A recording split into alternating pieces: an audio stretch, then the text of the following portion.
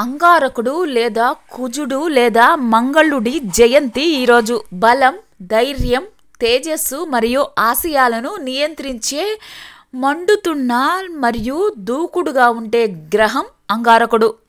మంగళుడి అనుగ్రహం పొందడానికి, మంగళ దోషాన్ని తొలగించుకోవటానికి, సంబంధిత బాధలకు పరిష్కారాలను వెతకటానికి అత్యంత శుభ అవకాశం ఈ అంగారకుడి జయంతి.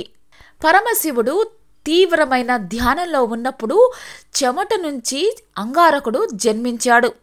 అంగారకుడు జన్మించిన తరువాత శివుడే మంగళ గ్రహంగా గ్రహ ప్రభావాన్ని చూపేలాగా మంగళుడిని అనుగ్రహించాడు. అంగారకుడికి ప్రత్యేక పూజలు చేయటం వల్ల కుజగ్రహం యొక్క ప్రతికూల ప్రభావాలు తగ్గుతాయి.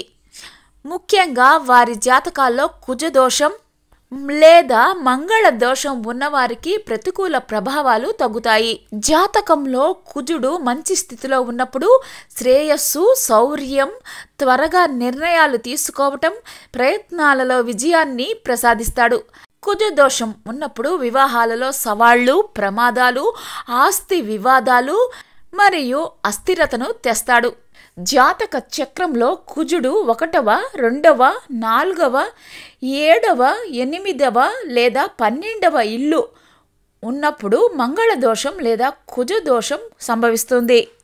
మంగళ దోషం వల్ల వివాహంలో జాప్యం, భార్యాభర్తల మధ్య విభేదాలు, తరచుగా ఆరోగ్య సమస్యలు, ఆర్థిక నష్టాలు, ఆస్తి వివాదాలు, ప్రమాదాలు లేదా గాయాలు ఏర్పడతాయి.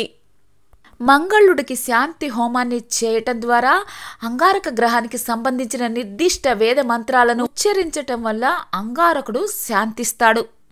సుబ్రహ్మణ్యుడు, హనుమంతుడు అంగారకుడితోటి దగ్గర సంబంధం కలిగి ఉంటారు.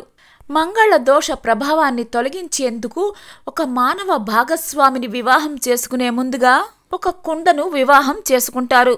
మంగళవారం రోజు ఉపవాసం ఉండడం, బ్రాహ్మణులకు మరియు పేదవారికి ఎర్రటి పప్పులు, ఎర్రటి బట్టలు, రాగి పాత్రలు, స్వీట్లు దానం చేయటం వల్ల ప్రయోజనం కలుగుతుంది.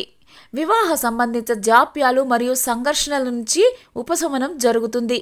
శారీరక ఆరోగ్యం మెరుగుపడుతుంది. కష్టాల నుంచి రక్షణ కలుగుతుంది. మంగళ దోషం తొలగిపోవటానికి రాగి లేదా బంగారంతో అమర్చిన పగడపు రత్నాన్ని వేలుకి ధరించాలి. హనుమాన్ చాలీసాను పఠించాలి. రుద్రాభిషేకాన్ని చేయాలి. సుబ్రహ్మణ్య షష్ఠి వ్రతాన్ని ఆచరించాలి.